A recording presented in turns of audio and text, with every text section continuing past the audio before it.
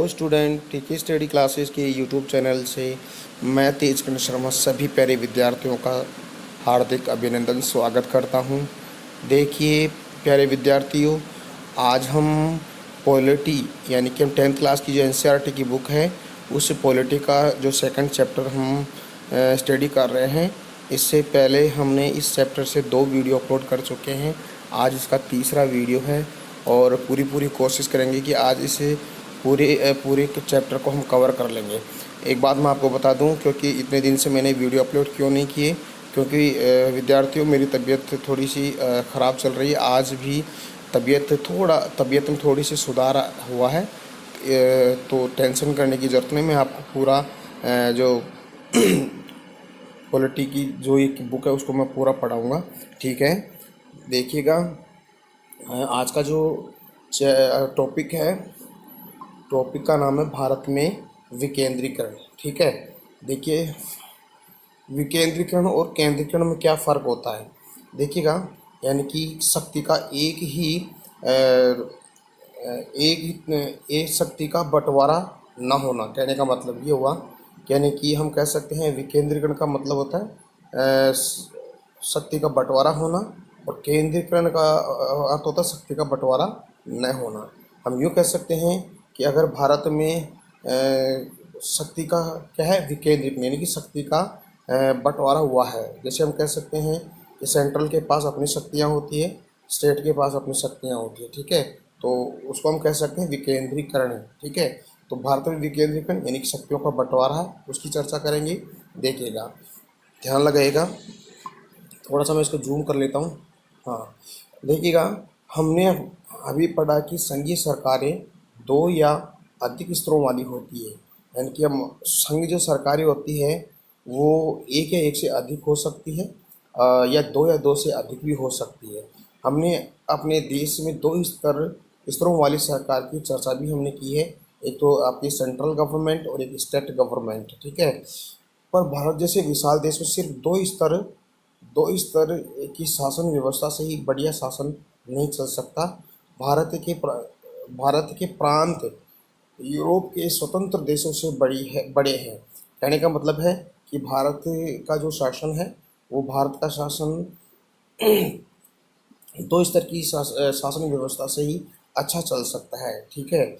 जैसे हम कह सकते हैं कि जनसंख्या के हिसाब से अगर हम पॉपुलेशन के हिसाब से देखें तो उत्तर प्रदेश है ना, जो उत्तर प्रदेश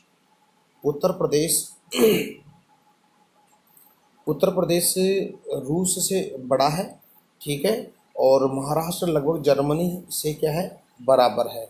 भारत के अनेक राज्य खुद ही अंदरूनी तौर पर विविधताओं से भरे हैं।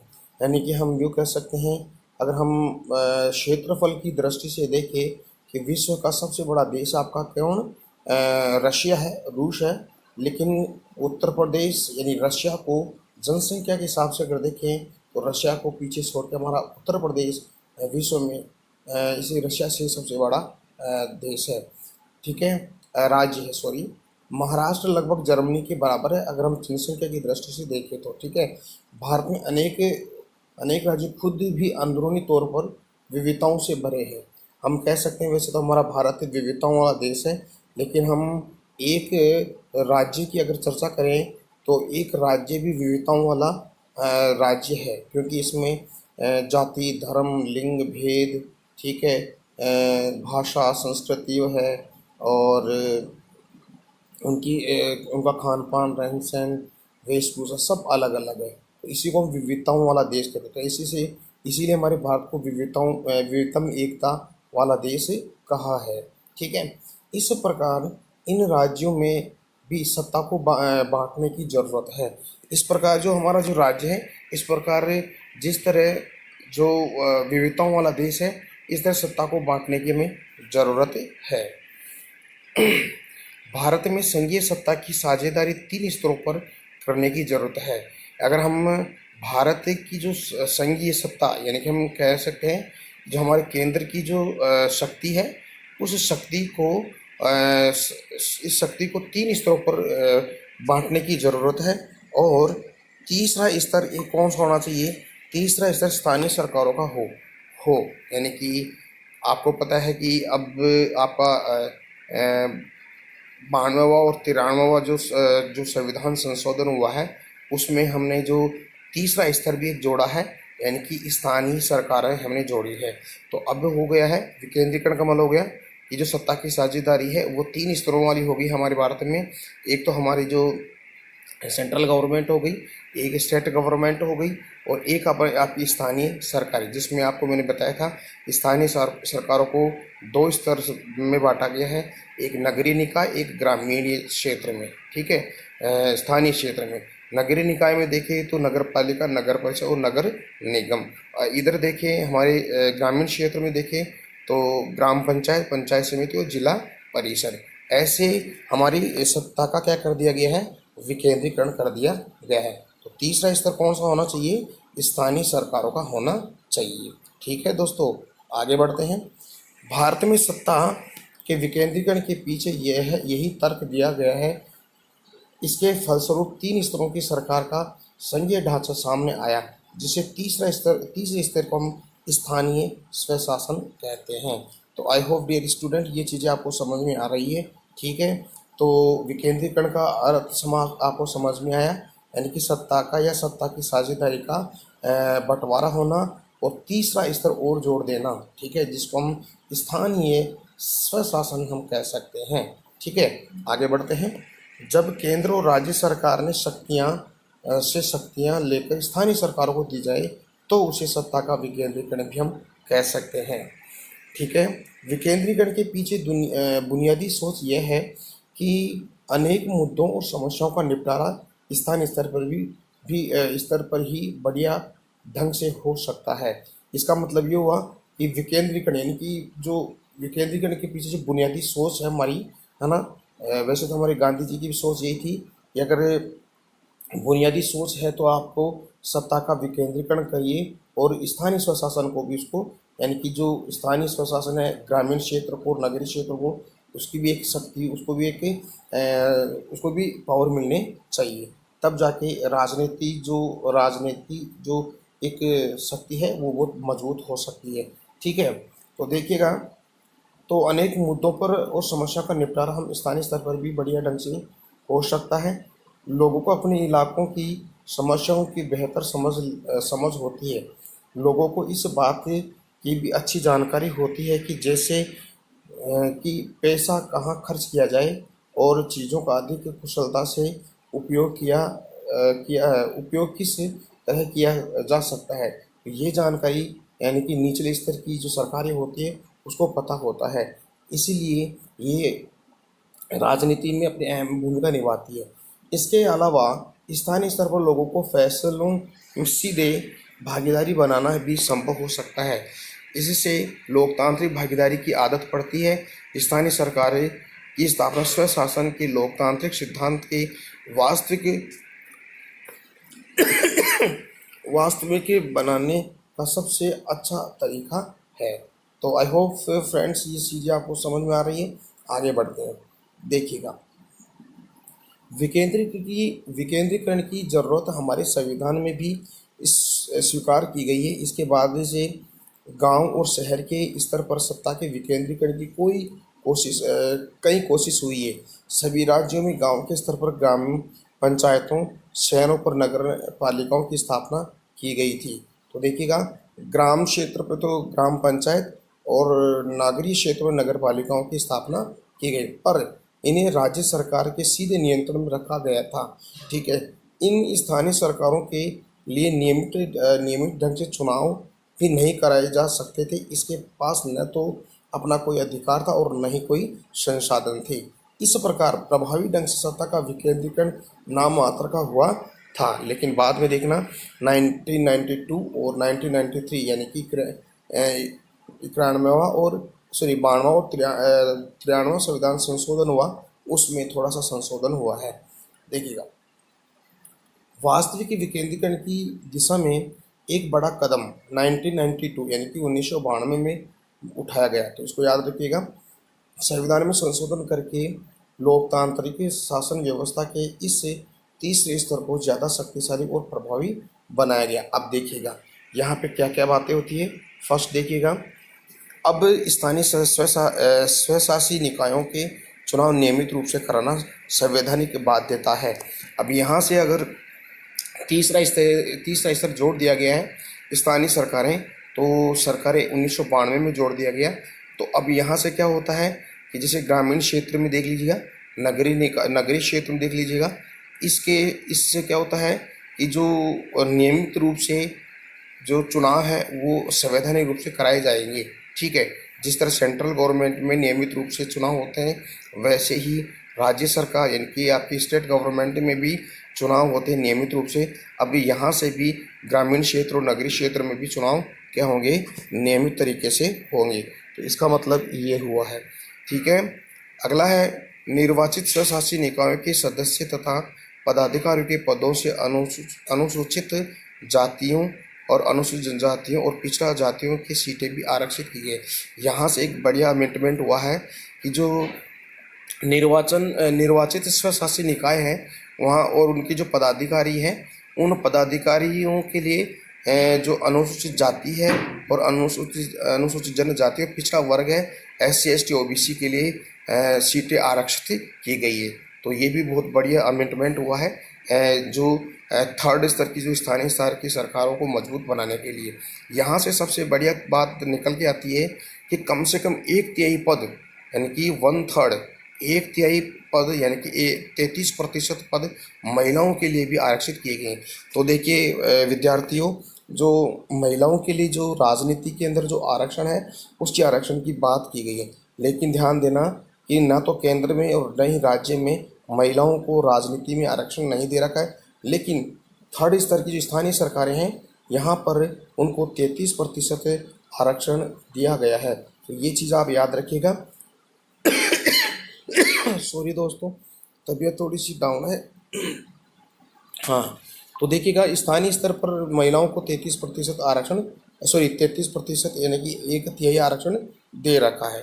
ठीक है, तो चौथी बात अगर देखें, हर राज्य में पंचायत और नगरपालिका चुनाव कराने के लिए राज्य चुनाव आयोग नामक स्वतंत्र संस्था का गठन किया गया है। मैंने अभी कहा था कि 1992 में स्थानीय स्वशासन यानी तीसरा स्तर भी जोड़ा गया।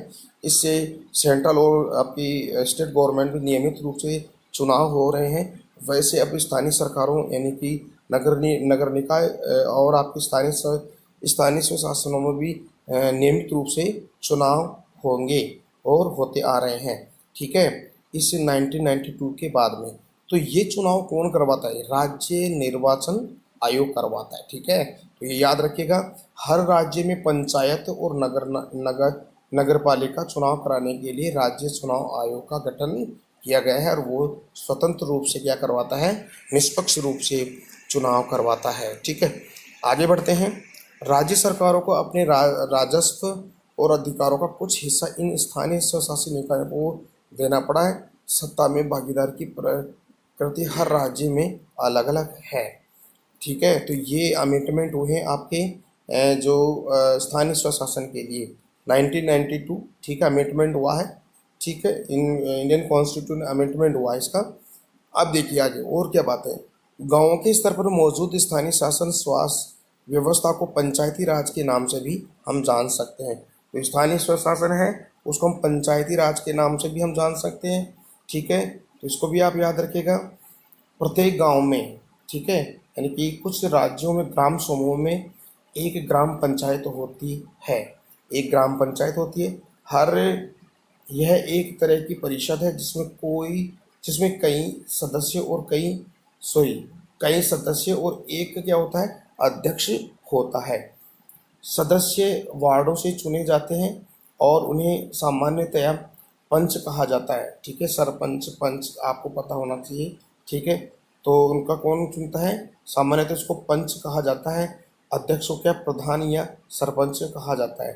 यानी कि कहने का मतलब है कि जो वार्ड के जो सदस्य होते हैं उन्हें सामान्य जो पंच कह सकते हैं, और जो अध्यक्ष या हम यूँ भी कह सकते हैं प्रधान, या हम यूँ भी कह सकते हैं कि ग्राम पंचायत का मुखिया, वो सरपंच होता है।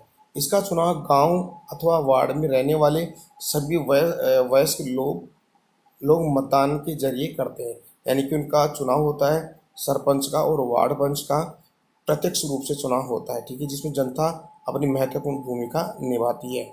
यह पूरे पंचायत के लिए फैसला लेने वाली संस्था है। पंचायतों का काम ग्राम सभा की देखरेख में चलता है। गांव के सभी मतदाता इसके सदस्य होते हैं। इससे ग्राम पंचायत का बजट पास करने और उसके उसके इसके कामकाज की समीक्षा के लिए साल में कम से कम 2 या 3 बार बैठक क्या करनी पड़ती है, बैठक करनी पड़ती है। हम ये कह सकते हैं कि गांव में बैठक होती है, जैसे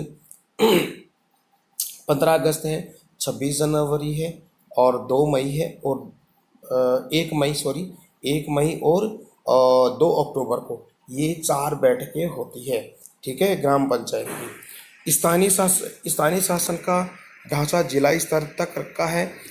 कई ग्राम पंचायतों को मिलाकर पंचायत समितियों का गठन किया गया है, जिसे मंडल या प्रखंड स्तर की ये पंचायत भी कह सकते हैं। इसके सदस्यों का चुनाव उस इलाकों के सभी पंचायत सदस्य करते हैं।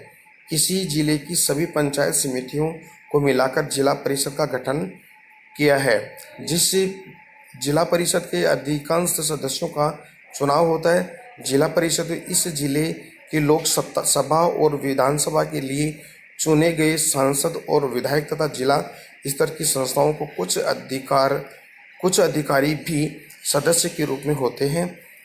जिला परिषद का प्रमुख इस परिषद का राजनीतिक प्रधान होता है। इस प्रकार स्थानीय शासन की संस्थाएं शहरों में भी काम करती है। इस शहरों में नगर पालिका होती है। बड़े शहरों में नगर निगम का गठन होता है। नगर पालिका और नगर निगम दोनों का कामकाज निर्वाचित प्रतिनिधि करते हैं। प्रमुख नगर पालिका के राजनीतिक प्रधान होते हैं। नगर निगम के ऐसे पदाधिकारियों को क्या हम कह सकते हैं, मेयर कह सकते हैं। स्थानीय सरकारों की यह नई व्यवस्था दुनिया में लोकतंत्र का अब तक का सबसे बड़ा प्रयोग है। नगर पालिकाओं और ग्राम पंचायतों के लिए करीब 36 लाख लोगों का चुनाव होता है। यह संख्या भी अपने आप में दुनिया के कई देशों की कुछ आबादी से ज़्यादा है। स्थानीय सरकारों को संवैधानिक दर्जा दिए जाने से हमारे यहाँ लोकतंत्र की जड़ें और मजबूत हुई है। इससे महिलाओं का प्रतिनिधित्व बढ़ने के साथ ही हमारे लोकतंत्र में उसकी आवाज़ को बहुत मजबूत किया है। बहरहाल इन सबके मजबूत अभी भी अनेक परेशानियां कायम है। पंचायतों के चुनाव तो नियमित रूप से हो रहे हैं और लोग बड़े उत्साह से हिस्सा भी लेते हैं, लेकिन ग्राम सभाओं की बैठकें नियमित रूप से नहीं होती है। अधिकांश राज्य सरकारों से स्थानीय सरकारों को पर्याप्त अधिकार नहीं दिए हैं।